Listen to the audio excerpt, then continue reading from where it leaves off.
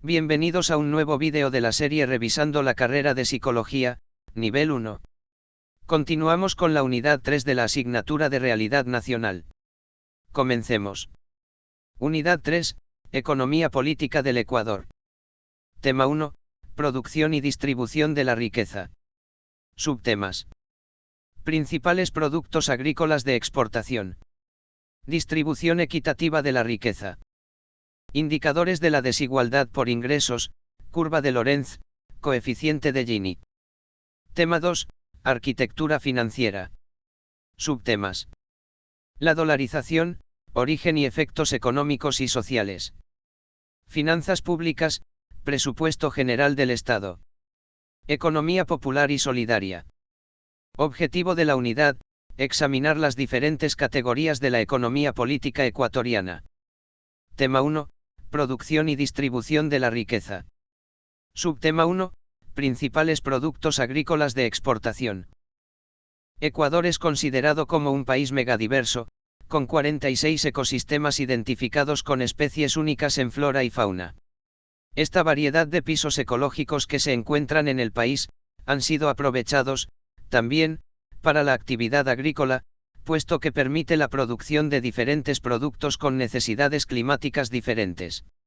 Al ser un país con un modelo primario exportador, que basa su economía en la venta de productos no elaborados, ya sean agrícolas, mineros, petrolíferos o madereros, la manufactura representó apenas el 10% del PIB en 2005.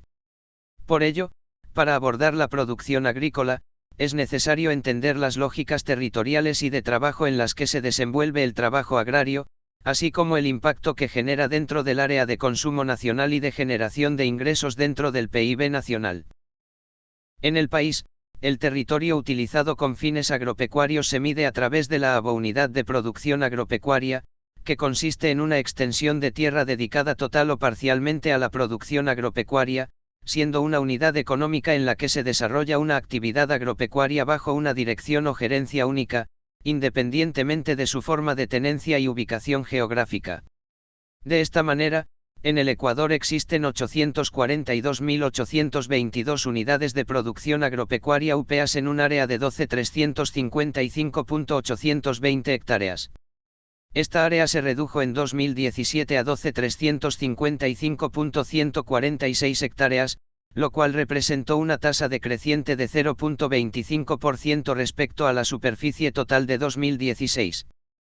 Pero de este total de hectáreas, no todas se encuentran utilizadas en la producción agrícola, de hecho, el 45,94% son montes y bosques, versus un 11,58% de cultivos permanentes y un 7,34% de cultivos transitorios y barbecho, que son superados porcentualmente por la cantidad de pastos cultivados, 19,81%. De los terrenos utilizados para cultivos permanentes, la mayoría se encuentran en la región costa con un 72,04% de participación, seguido por la sierra con el 17,11%, la región oriental con 10,18% y las zonas no delimitadas con 0,67%. Esta lógica se reproduce en los cultivos transitorios, con un alza en la sierra al 30,42% de la superficie, sin embargo, la costa sigue liderando con un 65,72%. Quienes trabajan estas UPAs alcanzan a ser poco más del 25% de la población ecuatoriana, que se ubica principalmente en poblaciones rurales, donde alcanza el 62% de esta. Las características de los productores tienen también sus particularidades, así, se puede encontrar que la concentración más grande del suelo agropecuario está en las manos de personas entre los 30 y 61 años y mayores de 61 años, estos últimos alcanzan a trabajar el 26,2% de la superficie agraria.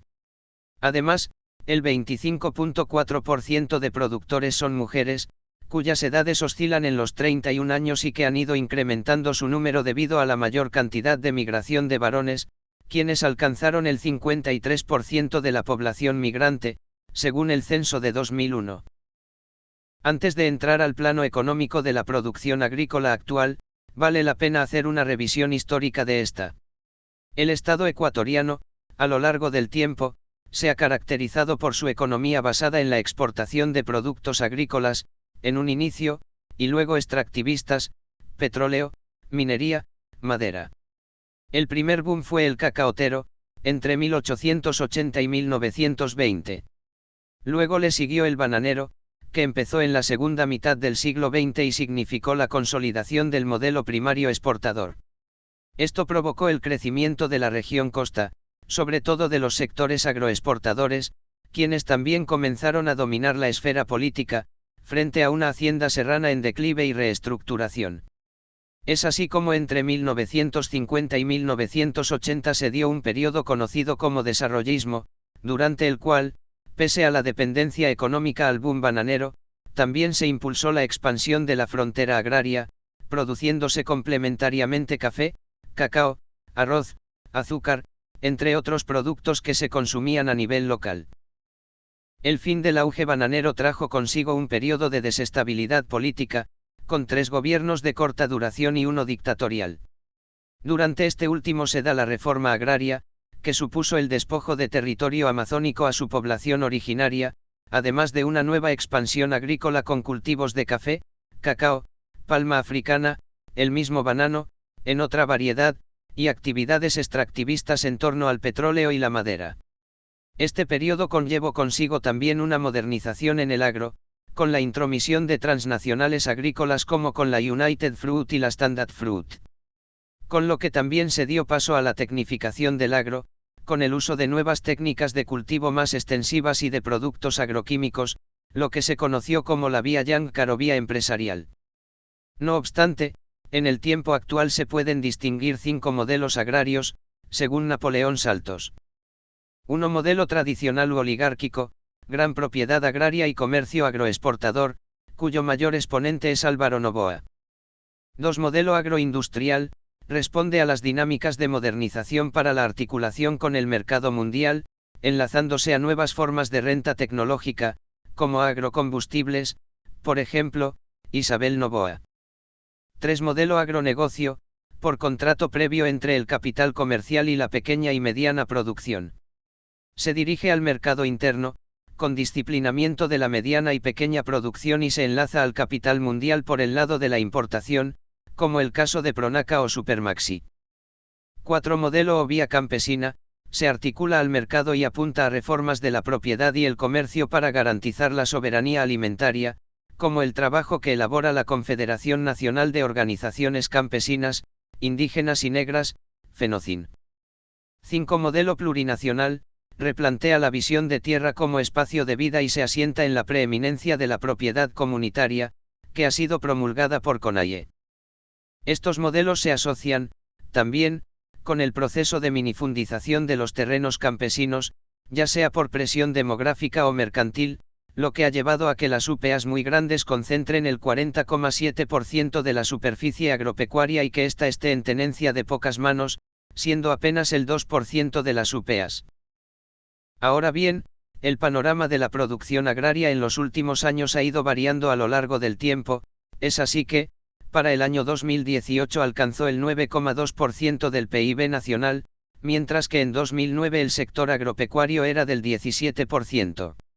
Los productos que destacaron durante el primer trimestre de 2019 fueron el banano, café y cacao, que aumentaron un 0,3% en el primer trimestre este año, mientras los otros cultivos agrícolas lo hicieron en un 4,3%, lo que hizo que el total varíe en 1,3% respecto al 2018. De hecho, durante este mismo lapso de tiempo el total de exportaciones en frutas, por ejemplo, subió de $23,2 americanos millones a $27,4 americanos millones, teniendo un peso importante la exportación de cacao y elaborados, que se incrementó en un 18,5%. Es así que, los 10 productos que más se cultivan en el Ecuador para el año 2018 en orden de superficie plantada son, cacao, almendra seca, arroz, palma aceitera, maíz duro seco, banano, plátano, caña de azúcar para azúcar, café, maíz suave y papa.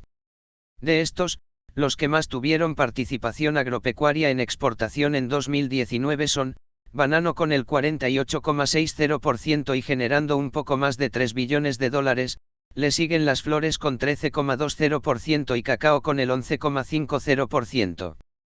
Para el primer trimestre de 2019, esto significó un alza del 0,3%, mientras otros productos tales como frutas, caña de azúcar, maíz, café, entre otros, lo hicieron en un 4,3%. De hecho, durante este mismo lapso de tiempo el total de exportaciones en frutas, por ejemplo, subió de $23,2 americanos millones a $27,4 americanos millones, teniendo un peso importante la exportación de cacao y elaborados, que se incrementó en un 18,5%, Banco Central del Ecuador, 2019. Los principales destinos de exportación dependen del producto, así en el caso del banano, que es que más se vende fuera de Ecuador, fue exportado mayormente por estos 5 países, Rusia, Estados Unidos, Turquía, China y Alemania. En el caso de las flores lideran las ventas hacia Estados Unidos y para el cacao Indonesia.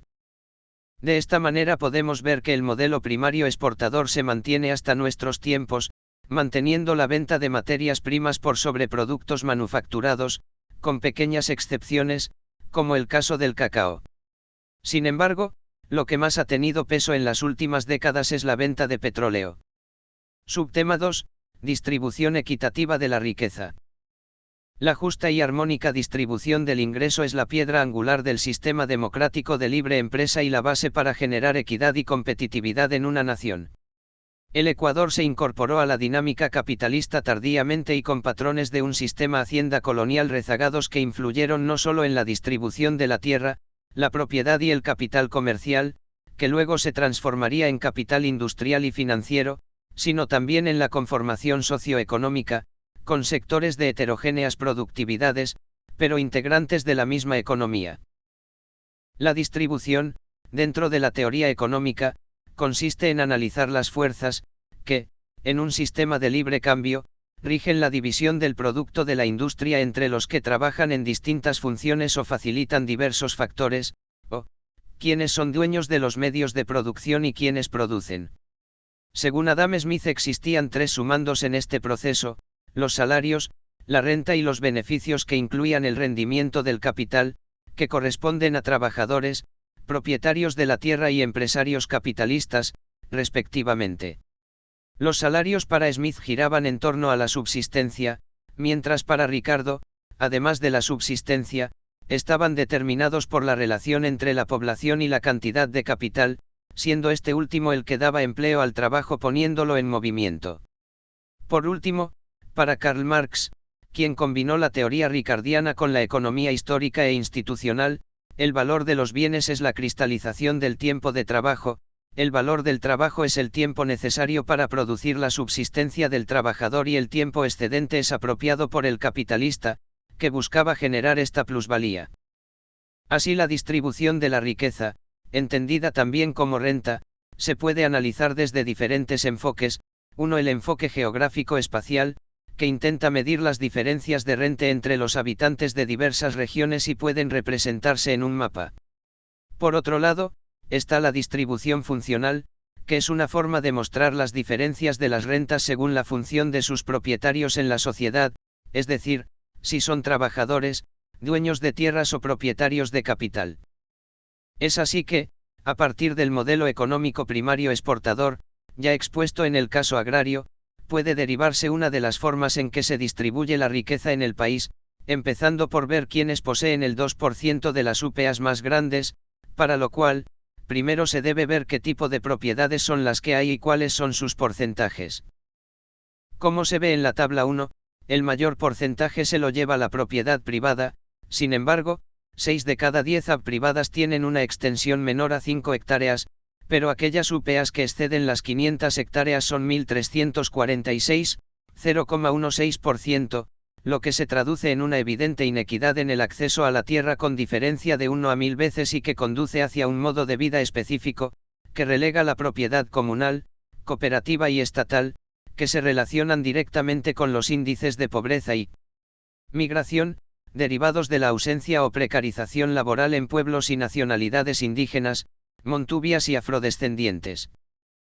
En relación directa con esta tenencia de la tierra, junto con su aprovechamiento en la agroexportación, así como los negocios petroleros y de comercialización masiva de productos, condujeron hacia la configuración de grupos económicos financieros, que controlan posiciones monopólicas de mercado de corte neoliberal, entre 1980 y 1990, que al tiempo que reducían la intervención del Estado, intervenían en la política pública ampliando las posibilidades del sector privado, desregulando precios, controles de impuestos, seguridad social, leyes laborales, etc., que tiene su momento de radicalización en el gobierno de Sisto Durán Ballén, 1992 a 1996, y en el de Gustavo Noboa, 2000 a 2003, que implicaron medidas que llevaban a una política de desinstitucionalización y privatización del Estado, así como también una ley de desarrollo agrario que propugnaba la privatización de tierras comunitarias indígenas,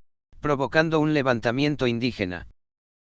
A esto se le suma que el desarrollo industrial llegó tardíamente, por las restricciones del mercado interno, la persistencia de relaciones precapitalistas, el rentismo de las élites de hacienda y agroexportadora y la falta de aranceles que protegieran la industria.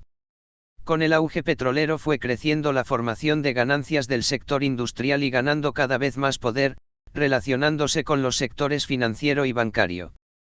La mayor parte de las industrias estaban conformadas por monopolios familiares, las cuales tuvieron un crecimiento importante en la década de 1970 gracias a las políticas proteccionistas del Estado, pero que 10 años más tarde se vería opacada por la crisis de los años 80 generada por un déficit en la balanza de pagos estadounidense, lo cual llevó al país a un agresivo endeudamiento externo, tornándose un ambiente violento en el país en torno a los movimientos sociales.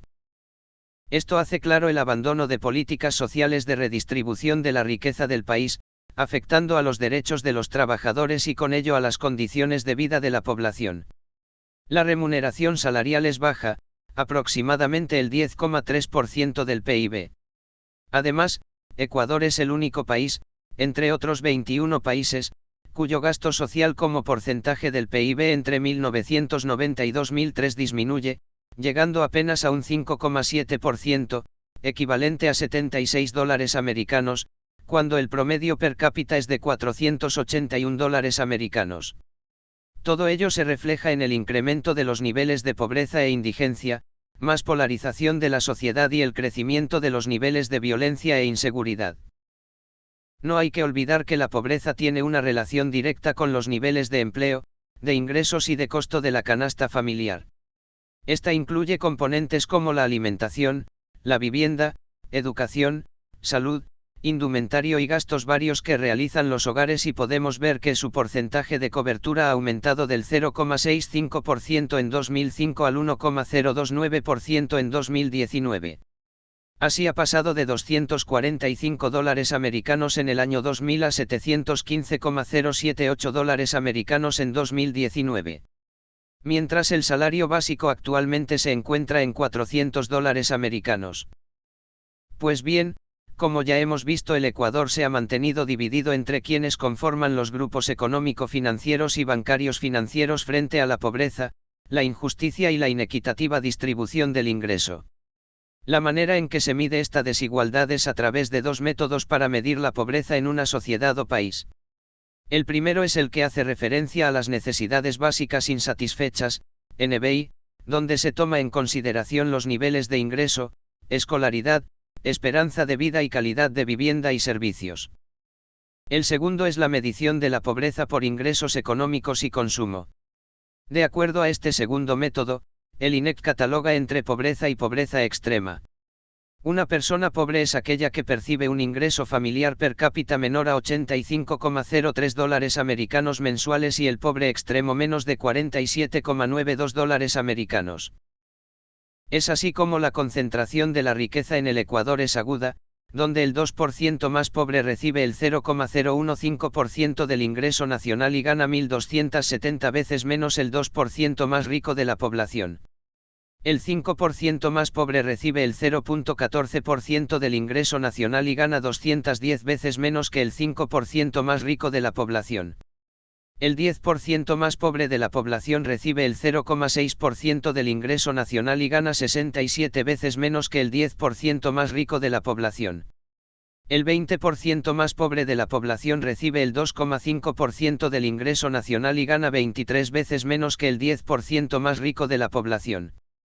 Mientras el 2%, el 5% y el 10% más rico de la población, reciben el 18,7%, 30,4% y 42,8% del ingreso nacional. En junio de 2019, la pobreza por ingresos a nivel nacional llegó al 25,5% y la pobreza extrema al 9,5%. Sin embargo, estos indicadores varían de acuerdo a la región geográfica en la que se está, ya que no es lo mismo vivir en un sector rural que en una urbe. Por ejemplo, aunque en la ruralidad no se tengan ingresos tan altos como en las ciudades, existen otros mecanismos de supervivencia para satisfacer las necesidades básicas, como son la agricultura y ganadería para autoconsumo e intercambios asociados a la reciprocidad cultural andina, que no se basan en un mercado monetario. Así, por lo general la concentración de renta suele ser en las ciudades, que es donde se encuentran las esferas de poder, político y económico, y las principales instituciones del gobierno. Lo cual ha provocado masivas olas migratorias del campo a la ciudad, ya que es en este espacio donde se puede encontrar más capital y, por ende, empleo. Esto se ha visto reflejado en el incremento de mujeres que trabajan en el agro y en el hecho de que el año 2019 cerrará con la tasa de pobreza extrema más alta, 2,8%, en dos ciudades, Quito y Machala.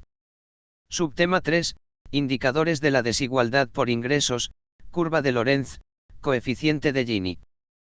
1. Cuando hablamos de distribución de la riqueza, no podemos dejar de lado la desigualdad que ocurre dentro de la misma, y que, como ya veíamos, se puede medir en distintos niveles, ya sea desde la tenencia de tierras, hasta por las condiciones de vida de una unidad familiar.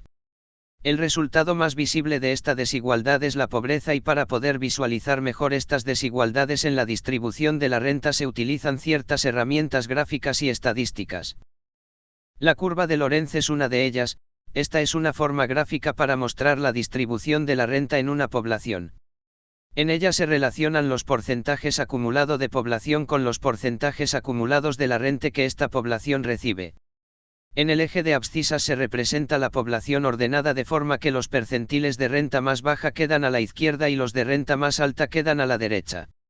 El eje de ordenadas representa las rentas. Otra manera de observar la curva de Lorenz es estimando el área de la superficie que se encuentra entre la curva y la diagonal, superficie que se denomina área de concentración, de color rosado. Cuanto mayor sea esta área, más concentrada estará la riqueza, y mientras más pequeña, más equitativa será la distribución de la renta. Por otro lado, está el coeficiente de Gini, que es un índice de concentración de la riqueza y equivale al doble del área de concentración. Su valor oscilará entre 0 y 1.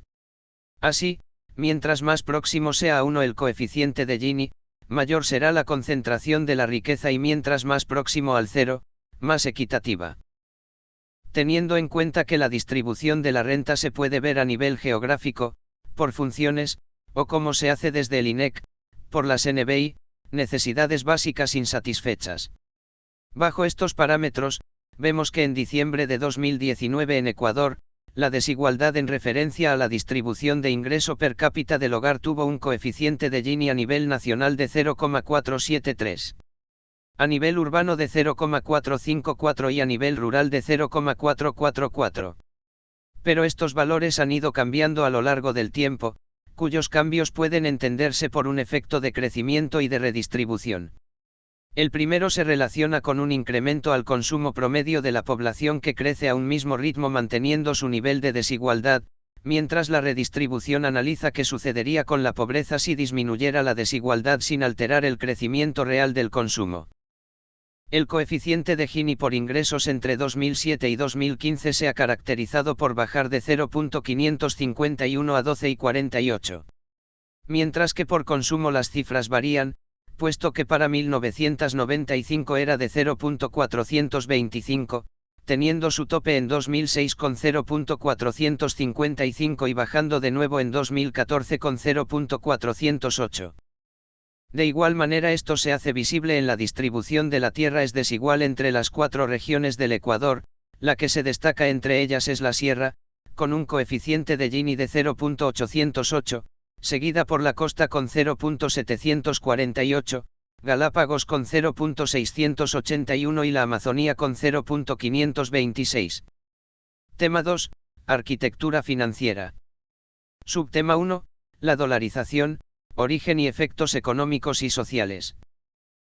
En cualquier economía moderna, la moneda es un medio de pago, medida de valor y poder de compra, que permite acceder a bienes y servicios, así como liquidar deudas.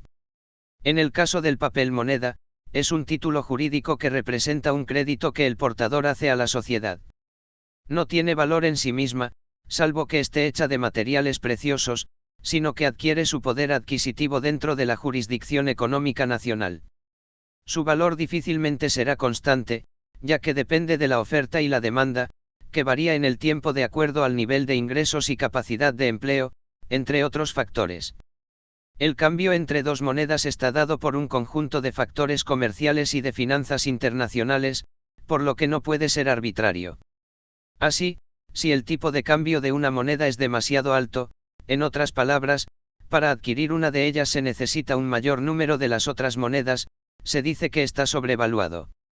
En el contexto nacional, vemos que la dolarización para el Ecuador era el que menos tenían posibilidad de llenar los requisitos para la adaptación de esta moneda, el dólar, debido a la inflación y la devaluación del sucre. Ahora bien, ¿por qué se dolarizó el Ecuador?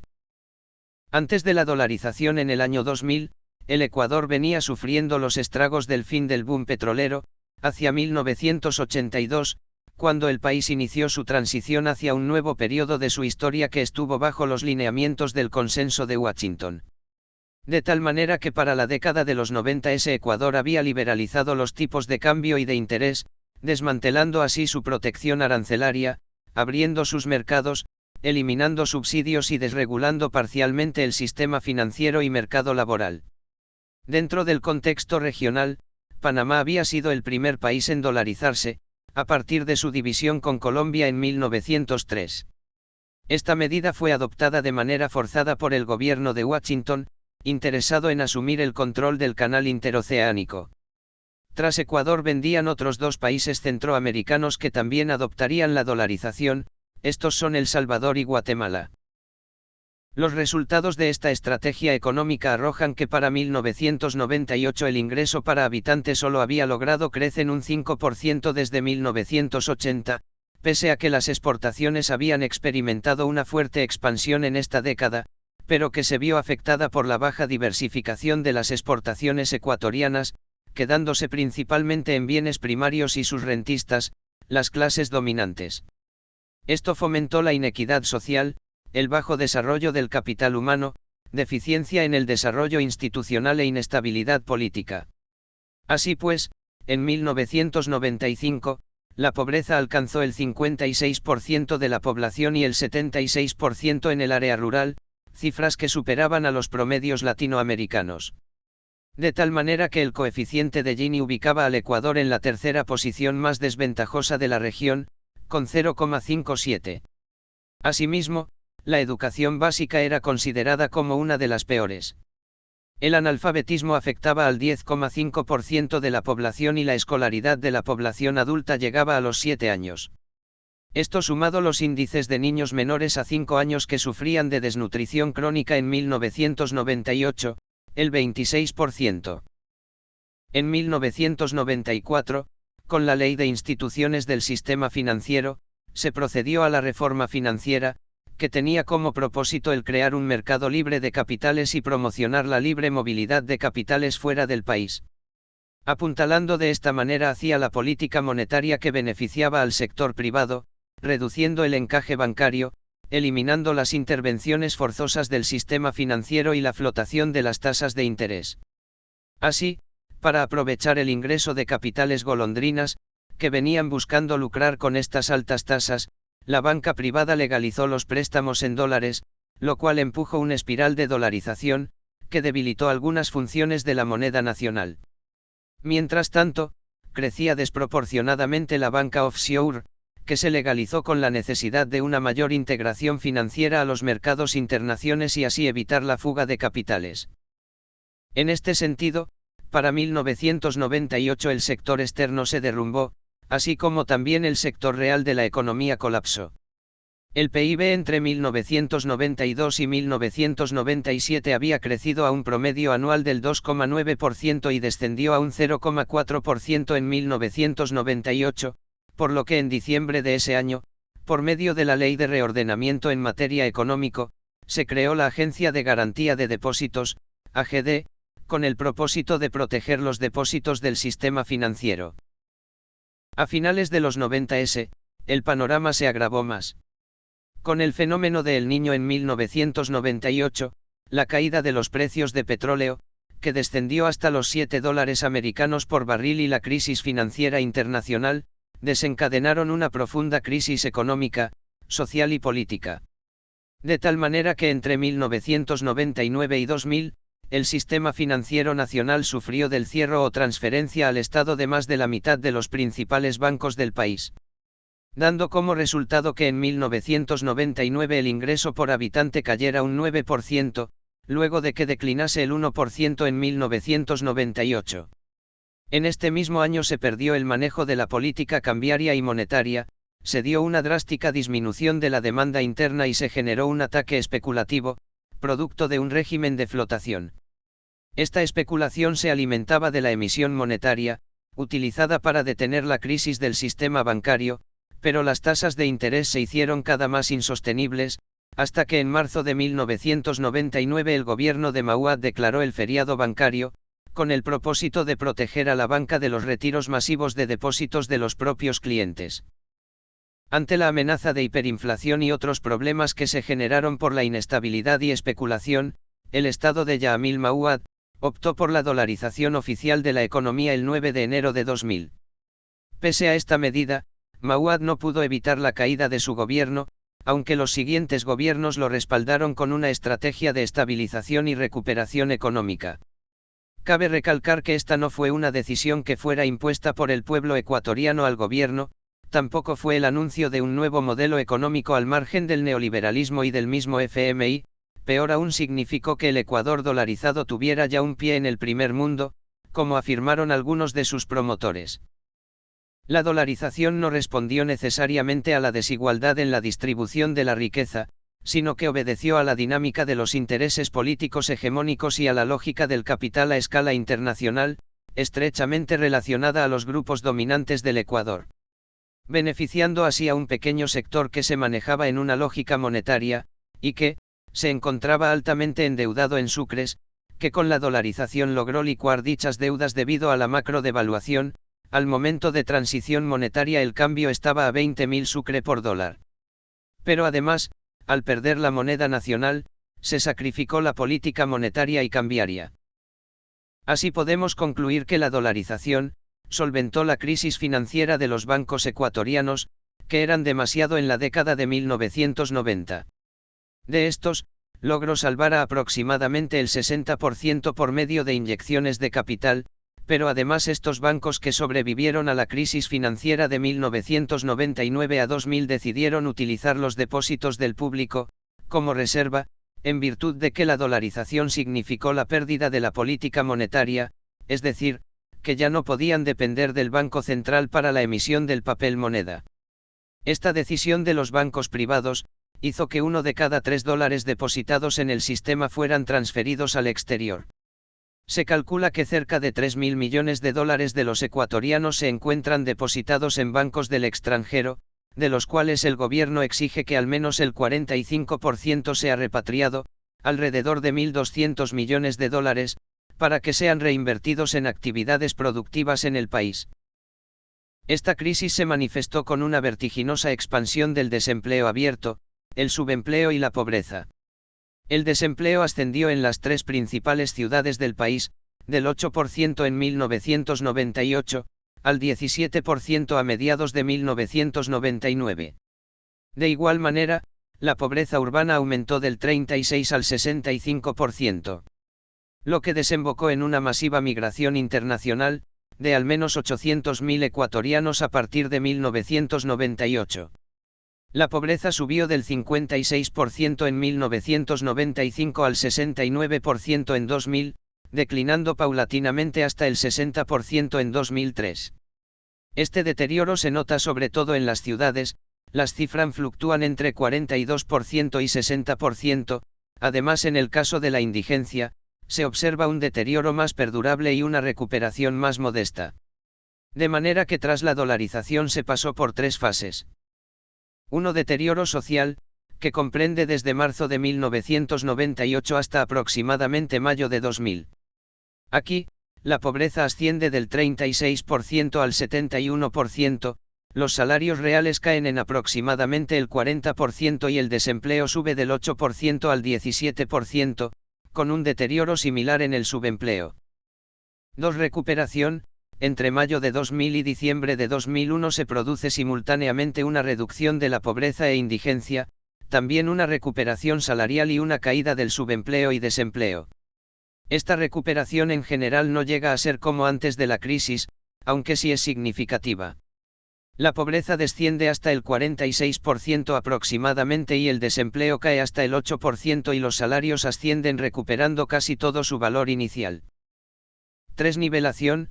En 2002 esta recuperación empieza a agotarse, donde lugar a un repunte del desempleo hasta un 11%, mientras la pobreza e indigencia tienden a bajar lentamente, así llegan a descender hasta el 41% y 13% respectivamente, pero continúan manteniendo los valores superiores iniciales, en un 5% para la pobreza y un 3% para la indigencia, lo que confirma la presencia de un deterioro social no revertidos. Por otra parte, los salarios reales llegan a alcanzar los niveles de 1998. De esta manera, estadísticas brindadas por la CEPAL, analizan la desigualdad desde el año 1988 hasta el año 2001, mostrando que la población que se encuentra en el quintil más pobre percibe un ingreso 60 veces mayor que la población del quintil más pobre. Pero también afectó a las clases medias, pues éstas destinaban gran parte de sus ingresos al consumo, pero que, a raíz de la dolarización y su exigencia de que los precios de los productos de consumo interno se igualaran a los precios internacionales, provocó que el poder adquisitivo de la población se vea perjudicado.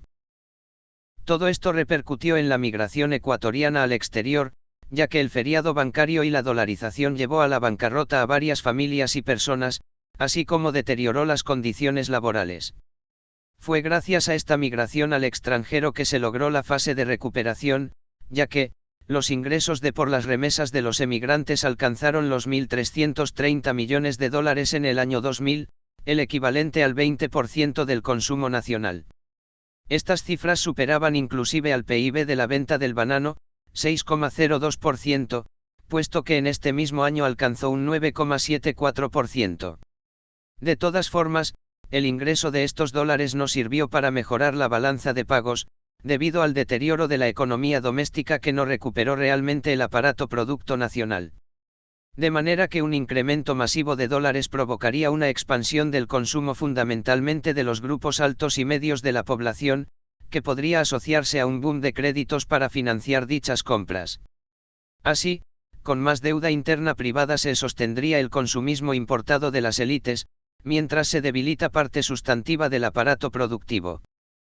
A nivel general, la dolarización produjo, en su contexto, una pérdida de confianza en el sistema financiero, haciendo que muchos hogares decidan utilizar sus excedentes más en el consumo que en el ahorro y en la compra de papeles financieros, lo que hace que la relación entre depósitos a corto plazo y depósitos a largo plazo sea muy desigual. Es decir, los usuarios del sistema financiero prefieren depositar su dinero a corto plazo, para evitar congelamientos bancarios e incertidumbres sobre sus ahorros, lo que condujo al crecimiento inmobiliario en ciertas zonas rurales del Ecuador. Subtema 2. Finanzas públicas, presupuesto general del Estado. Desde la llamada economía estándar, las finanzas públicas constituyen una redistribución de la asignación que el mercado hace de los recursos de una sociedad, por lo que, en ese sentido, las finanzas públicas suponen una distorsión del mercado, en la medida en que a través de ellas se extraen recursos a los agentes económicos mediante el cobro de impuestos y se reasignan a través del gasto público. Así, las finanzas públicas estarían haciendo una asignación de recursos por fuera del mercado. Sin embargo, el papel del Estado depende del tipo de economía de los países, la mayoría de los occidentales tienen economías mixtas, que implican que las actividades económicas son realizadas tanto por el sector privado como por el Estado y su sector público, el cual al mismo tiempo influye en el comportamiento del sector privado a través de reglas, leyes, impuestos y subvenciones. Sin dejar de lado al mercado, puesto que se tiene la idea generalizada de que los mercados y las empresas privadas constituyen la clave del éxito de las economías, puesto que es más eficiente y permite alcanzar el máximo de bienestar de una sociedad. Así, el Estado se vuelve en un complemento del mercado, porque, aunque en la mayoría de economistas están de acuerdo en que las fuerzas competitivas generan un alto grado de eficiencia y que la competencia estimula la innovación, reconocen que existen varios casos en que el mercado no funciona bien, no puede realizar todas las actividades de manera eficiente. Uno de estos casos puede encontrarse si es que las características de la producción o del consumo son tales que no pueden ser provistos por el mercado, como la defensa del país o la administración de justicia, ya que no existen mercados para estos productos. Con este fin, la política pública se hace necesaria para guiar, corregir y complementar al mercado en varios aspectos en los que se presentan las siguientes fallas. 1. Poder de mercado. Los mercados funcionan de forma eficiente cuando existe competencia y las empresas son precios aceptantes. Si los individuos o las empresas tienen el poder de cambiar los precios, entonces la asignación de recursos será ineficiente, puesto que la empresa puede poner precios más altos y ofrecer menor cantidad de productos que la empresa competitiva. Esto es algo muy común en el caso de los monopolios. 2. Externalidades. Estas se producen cuando la producción o el consumo de algunos bienes o servicios generan consecuencias positivas o negativas que no son captadas por quienes los consumen o producen, como el medio ambiente, por ejemplo. Y si el Estado no interviene, lo más probable es que el mercado produzca demasiadas de estas externalidades y con ellas el mercado no puede ser eficiente. 3. Bienes públicos, los que están muy relacionados con las externalidades.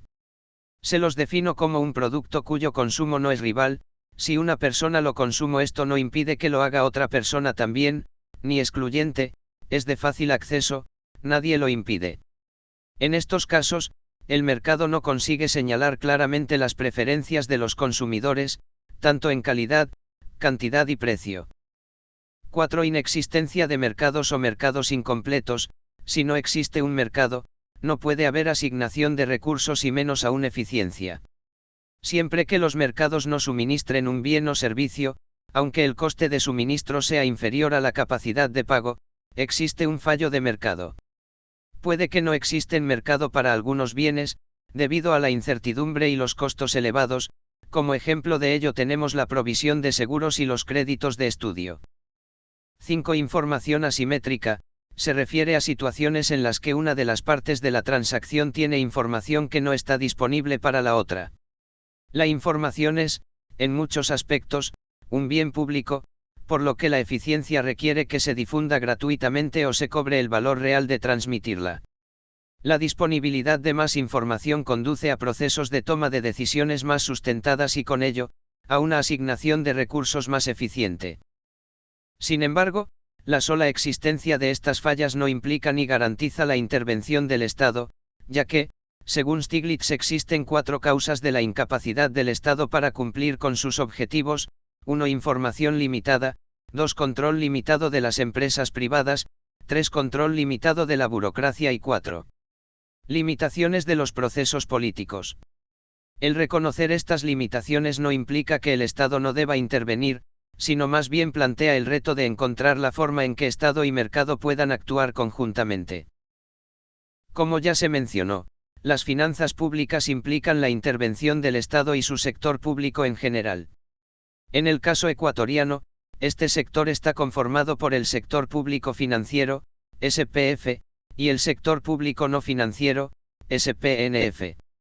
El primero se compone por las instituciones bancarias públicas, como el Banco Central del Ecuador, Banco de Fomento, Banco del Estado, Banco Ecuatoriano de la Vivienda, Banco del Instituto Ecuatoriano de Seguridad Social, Corporación Financiera Nacional, entre otros.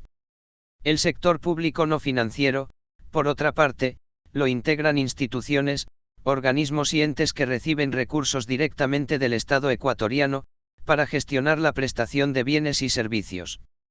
Contempla el funcionamiento del Gobierno general y las empresas públicas no financieras.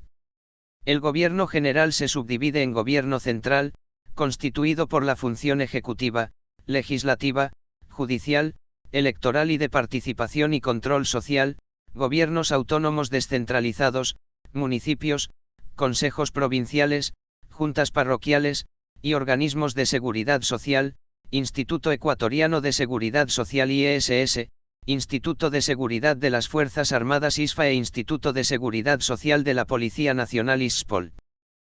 Las finanzas públicas tienen su mayor aplicación en el contexto del segundo componente, ya sea a nivel nacional, provincial o local, porque es aquí donde se realizan las operaciones de ingreso y gasto. El marco legal que las sustentan son la Constitución de 2008 y el Código Orgánico de Planificación y Finanzas Públicas de 2010, además de leyes específicas, como la Ley de Equidad Tributaria y sus reformas, la Ley para el Equilibrio de las Finanzas Públicas, la de Régimen Tributario Interno, entre otras. Por ello, se relacionan directamente con la política fiscal y se orientan hacia cumplir con los objetivos que la sociedad les ha encargado, en cuanto redistribución de riqueza se trata. Dentro del esquema del sector público no financiero, Ecuador utiliza como principal instrumento para gestionar sus recursos el Presupuesto General del Estado, que según el art. 2929 de la Constitución de 2008 lo describe así. El Presupuesto General del Estado es el instrumento para la determinación y gestión de los ingresos y egresos del Estado, e incluye todos los ingresos y egresos del sector público, con excepción de los pertenecientes a la seguridad social, la banca pública, las empresas públicas y los gobiernos autónomos descentralizados. Con ingresos se refiere a todo lo que ingresa al país producto de la venta de petróleo, recaudación de impuestos, etc. Y los gastos a aquellos derivados de la producción y funcionamiento estatal para educación, salud, vivienda, agricultura, seguridad, transporte, electricidad, entre otros. Estos se dan de acuerdo a las necesidades identificadas en los sectores y a la planificación de programas de desarrollo. Quienes planifican son todas las instituciones gubernamentales bajo las directrices establecidas por las EMPLADES y lo hacen acorde a sus necesidades, de manera que puedan alcanzar los objetivos del Plan Nacional del Buen Vivir. Estos son: 1. Garantizar una vida digna con iguales oportunidades para todas las personas. 2. Afirmar la interculturalidad y plurinacionalidad, revalorizando las identidades diversas. 3. Garantizar los derechos de la naturaleza para las actuales y futuras generaciones. 4. Consolidar la sostenibilidad del sistema económico social y solidario, y afianzar la dolarización. 5. Impulsar la productividad y competitividad para el crecimiento económico sostenible de manera redistributiva y solidaria. 6. Desarrollar capacidades productivas y del entorno para lograr la soberanía alimentaria y el buen vivir rural. 7. Incentivar una sociedad participativa, con un Estado cercano al servicio de la ciudadanía. 8. Promover la transparencia y la corresponsabilidad para una nueva ética social. Y 9. Garantizar la soberanía y la paz, y posicionar estratégicamente el país en la región y el mundo. Todo presupuesto general de Estado, PGE, pasa por un ciclo presupuestario que pasa por las siguientes fases: programación, formulación, aprobación, por la Asamblea Nacional, ejecución, evaluación y seguimiento y por último la clausura y liquidación. Todos los ingresos del PGE se gestionan a través de la cuenta corriente única del Tesoro Nacional, desde donde se distribuyen a los distintos gastos que tiene el Estado. La formulación se proforma teniendo en cuenta los siguientes indicadores macroeconómicos: inflación promedio, crecimiento real del PIB, PIB nominal, en millones de dólares, precio de exportación del petróleo, USD/barril, volumen de exportación, millones de barriles, volumen de importación de derivados, millones de barriles. Así, en la proforma de 2018, Ecuador tenía una inflación promedio de 1,38%, un crecimiento real del PIB de 2,04%, un PIB nominal de 104.021 millones de dólares, un barril de petróleo en $41,92 americanos, un volumen de exportación de 139,5 millones de barriles y un volumen de importación de derivados de 49,45 millones de barriles. A estos ingresos también se deben sumar aquellos resultantes de las finanzas públicas, como son el IVA, ICE, impuesto a la renta e impuestos arancelarios, conocidos como ingresos tributarios. Estos han experimentado una expansión significativa, según Tomalá, 2017, pues en 1990 contribuyeron al total de ingresos del SPNF el 26,4%, aporte que incrementa en 2016 al 37,8%. En relación al PIB pasa del 7,1% al 11,7%. El PGE definitivo para 2018 fue de 34.818 millones de dólares, en 2019 se estimó en 31.319 millones de dólares, cifra de la Proforma, y para 2020 se estima en 35.498 millones de dólares. Estos se distribuyen según sus necesidades y objetivos a alcanzar a cada ministerio, agencia, consejo, secretaría, institución, universidades y demás entidades que pertenecen al Estado ecuatoriano como parte del sector público no financiero, SPNF, y que responden a las necesidades sociales y a la satisfacción de las NBI. Estos egresos pueden ser permanentes o no permanentes.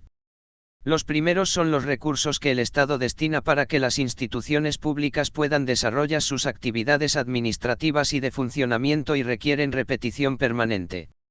Los egresos no permanentes, en cambio, se dan por situaciones específicas, excepcionales o extraordinarias, por ejemplo, en actividades de inversión. Con el fin de ajustar el presupuesto, se suele acudir a endeudamientos, conocidos como deuda pública, que son las obligaciones financieras contraídas por el Estado e influye préstamos tomados por el gobierno central, los organismos regionales, municipales, institutos autónomos y empresas del Estado. Este endeudamiento puede ser interno, con empresas o personas del propio país, o externo, con otros países, organismos multilaterales financieros de los que Ecuador es miembro. En 2008 la deuda pública era del 27,3% del PIB y 10 años más tarde se duplicó, pese a que el límite permitido es del 40% del PIB, por lo que el Ministerio de Finanzas se ha comprometido a reducir el monto a este porcentaje hasta el 2022. Subtema 3. Economía popular y solidaria. El principio básico de la economía, en un régimen de buen vivir, a diferencia de las visiones tradicionales del desarrollo y del neoliberalismo, es la solidaridad. Esto podría ser visto como innecesario, porque cualquier economía es social, sin embargo, asumiendo el paso de la fase postneoliberal, esta definición adquiere sentido. Así, el buen vivir propuso una alternativa al paradigma del desarrollo, construyendo uno nuevo, el cual aparece como la oportunidad para construir otra sociedad que se sustente en la convivencia del ser humano en diversidad y armonía con la naturaleza, a partir del reconocimiento de los diversos valores culturales en el país y el mundo. No obstante, siempre habrá contradicciones y tensiones, pero se debe evitar a toda costa sostener las aberraciones del pasado neoliberal o del pasado oligárquico. La base de una economía es el trabajo, pero este debe tener un reconocimiento en igualdad de condiciones en todas las formas de trabajo, ya sea productivo o reproductivo. Para ello, el Estado no se debe subordinar al mercado capitalista, sino que debe promover una relación dinámica y constructiva entre mercado, Estado y sociedad. En el plano del reconocimiento de los otros que constituyen el Ecuador, habría que incorporar las múltiples instituciones de producción e intercambio indígena, propias de su cultura y cosmovisión. De igual manera, requiere de un tratamiento especial en la redistribución de la riqueza, tierra, agua, y la distribución del ingreso, con criterios de equidades y de democratización en el acceso a los recursos económicos. Las finanzas deben apoyar al aparato productivo, no solamente servir para la acumulación y concentración de la riqueza. En conclusión, la economía social o solidaria se refiere a una concepción que pretende superar la opción del mercado capitalista y un Estado central planificador y regulador de la economía. Es social porque produce sociedad y no economías, porque genera valores de uso para satisfacer necesidades de los mismos productos o de sus comunidades, porque no ve bienes de venta, sino personas y comunidades. Pueden existir organizaciones de economía social denominadas empresas, pero estas tienen un rostro social o humano ya que su lógica es la de contribuir a asegurar la reproducción con calidad creciente de la vida de sus miembros y comunidades de pertenencia o, por extensión, de toda la humanidad. Estas empresas tienen un gobierno interno que se basa en la deliberación entre miembros que tiene cada uno un voto. Admite la división del trabajo y los sistemas de representación y control de responsabilidades. Se definen como sin fines de lucro, lo que no las vuelve anticapitalistas, sino no capitalistas. Su confrontación o competencia con el sistema capitalista se da para que las relaciones que tiene con los mercados puedan tener también una dosis de solidaridad y de precio justo, al ser crecientemente transacciones entre empresas de la economía social. Esto implica que una parte los excedentes de estas organizaciones se destinen a expandir el sector creando o subsidiando las etapas iniciales de otras organizaciones que compartan sus lógicas y pueden ser de muy diversos tipos, por ejemplo, cooperativas de bienes y servicios para el mercado en general /solidario /autoconsumo de sus miembros, prestación de servicios sociales solidarios, canalización de ahorros hacia el crédito, banca social, formación y capacitación continua, investigación y asistencia técnica, redes de consumo colectivo para abaratar el costo de vida y mejorar la calidad social de consumo, asociaciones de productores autónomos, artesanos, trabajadores de las artes, oficios, etc., asociaciones culturales de encuentro comunitario, barriales, de género, generacionales, étnicas, deportivas, etc., sindicatos, redes de ayuda mutua, seguro social, espacios de encuentro de experiencias, aprendizaje, entre otros. Por tanto, la economía solidaria no es solo para los pobres, sino para la ciudadanía en general. Esta economía solidaria /social, se dirige, en primera instancia, al sector de la economía popular, refiriéndose a esta como la economía de los trabajadores, o a aquellos miembros de la sociedad cuyas unidades domésticas dependen de la realización de sus capacidades de trabajo para obtener su trabajo, donde combinan trabajo para la producción de satisfacer factores de consumo doméstico con trabajo para producir bienes o servicios para la venta en el mercado y con un trabajo organizado por patrones que contratan a trabajadores como fuerza de trabajo asalariado. Al interior de sus unidades domésticas los trabajadores, populares, se organizan por la reciprocidad, dar, devolver, recibir, y se orienta a la reproducción de la vida de todos sus miembros, no por solidaridad. Además de la venta de su trabajo, lo usual es que lo combinen con trabajo para autoconsumo, asociativo, doméstico, por cuenta propia, comunitario, etc. Así, la economía solidaria se puede resumir bajo el siguiente concepto: el conjunto de recursos y actividades de producción, distribución, circulación, financiamiento y consumo realizadas por los trabajadores, el Estado u organizaciones privadas, regulado por una concreción ética de los principios de reproducción de la unidad doméstica, redistribución, reciprocidad y comercio justo, por sobre el individualismo y particularismo utilitarista, el principio de mercado, la competencia destructiva y la búsqueda de la máxima ventaja individual. Por tanto, nada queda fuera de la economía solidaria, tanto el trabajador, como el Estado y el mercado están englobados. Aquello supone una contradicción profunda, pues dentro de la lógica capitalista no se promulga ni la solidaridad, ni la inclusión, ni el valor de uso. Por ello, esta economía no debería reemplazarla, sino representar una forma de economía mixta. La economía solidaria no nació como resultado de debates académicos o de mandatos políticos impulsados por el Estado, por otra parte, es racional, práctica y la impulsan sectores definidos como pequeños grupos o comunidades unidos por relaciones familiares, de amistad o vecindad, entre quienes hay lazos de ayuda mutua, cooperación y solidaridad. Aunque el Estado puede apoyar estas iniciativas, no logrará ser el motor de su desarrollo. Por lo que, con o sin apoyo del Estado, las prácticas solidarias vivirán en los grupos solidarios reales, trabajadores organizados, o potenciales, cooperativas, sector informal urbano, con objetivos a corto, como crear fuentes de empleo, mediano, sostenibilidad ambiental, y largo plazo, crear una sociedad regida por este sistema. El término de economía popular no es nuevo, su debate viene dándose desde las dos últimas décadas del siglo XX, cuando el trabajo asalariado enfrenta dificultades, pero se tendió a asociarlo con el trabajo informal.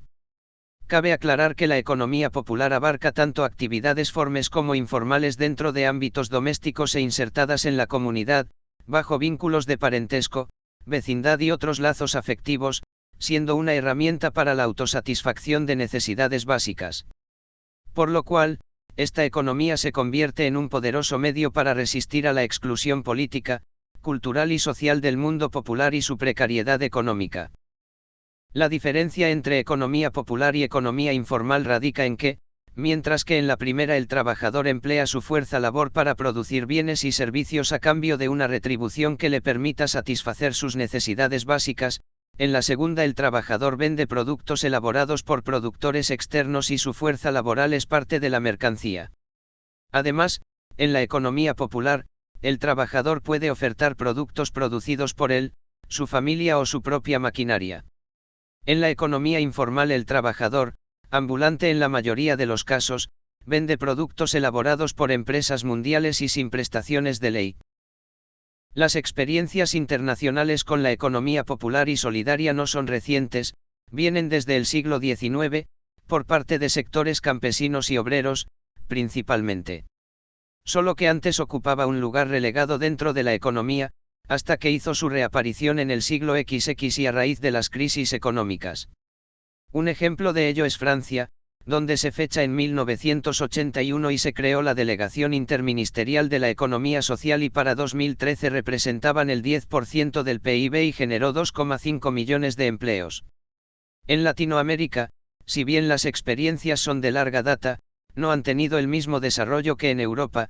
En el caso de Brasil el apogeo de este tipo de economía se dio con el movimiento de trabajadores y se focalizaba principalmente en los gobiernos municipales y estaduales. Por otra parte, en Argentina, la economía popular y solidaria se hace visible tras la crisis neoliberal de los años 2000, con el cierre de fábricas y despido intempestivo de trabajadores. Una de las organizaciones es el Colectivo Solidario, que tiene por objetivo intermediar entre la producción de la ESS y los consumidores. En Ecuador, desde 2011, se reconoce a través de la Ley de Economía Popular y Solidaria, LOEPS, a la EPS como una forma de organización económica donde sus integrantes, ya sea de forma individual o colectiva, organizan y desarrollan procesos de producción, intercambio, comercialización, financiamiento y consumo de bienes y servicios, mediante relaciones basadas en la solidaridad, cooperación y solidaridad. Siendo el ser humano el sujeto y fin de su actividad.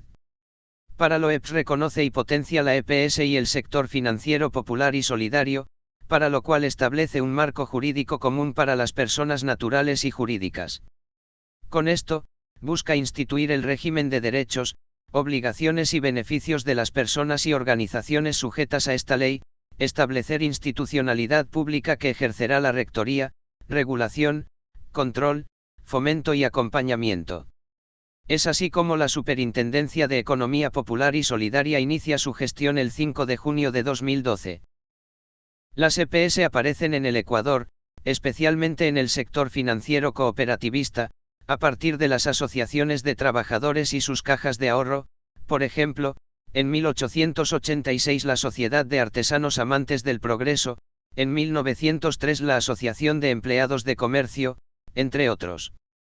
El elemento coyuntural de estas cooperativas es que el control del Estado era casi inexistente y no fue hasta 1927 con la aparición de cooperativas de ahorros que se generó la necesidad de legalizarlas, en primera instancia y luego controlarlas. Así tenemos que la primera organización conformada fue en Riobamba con la Caja de Ahorro y Cooperativa de Préstamos de la Federación Obrera de Chimborazo en 1927. Como antecedente tenemos que, en Guayaquil, se registró en 1919 una organización llamada Asistencia Social Protectora del Obrero.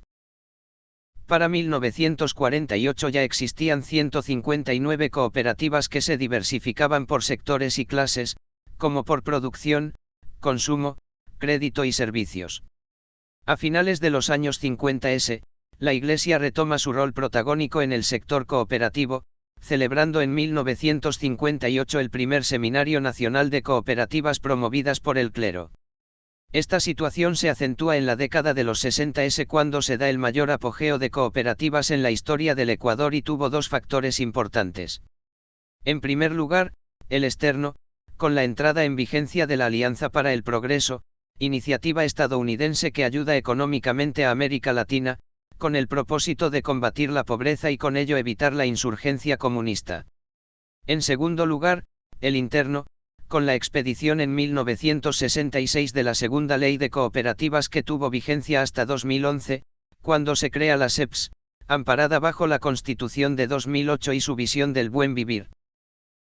La incidencia del sector de la economía popular y solidaria en el Ecuador ha sido muy importante, tras varias décadas de gobiernos neoliberales que dejaron excluidos y vulnerables a amplios segmentos de la población ecuatoriana, que buscó alternativas de autoempleo, micro y pequeños emprendimientos populares y formas de economía asociativa. A pesar del sensible decrecimiento de la tasa de desempleo en 2006 del 68,8% al 49,3% en 2011, mucha gente siguió situándose en los márgenes de la economía formal, ahora catalogada como popular y solidaria e incluye formas de emprendimientos muy variados, asociativos o no y que practique o no valores de solidaridad. Para 2013, generaba alrededor del 61% del empleo en el país, 52% en el sector urbano y 42% en el rural, concretándose principalmente en el comercio, los servicios y las actividades agrícolas y ganaderas. Las microempresas de producción, comercio y servicios aportaron entre el 10 y el 15% al PIB en 2012, mientras las cooperativas tuvieron una relación crédito/PIB del 27% en 2009. Gracias por llegar hasta aquí. Ayúdanos a crecer interactuando con nuestro contenido, me gusta, comentarios, compartir. Hasta el próximo vídeo.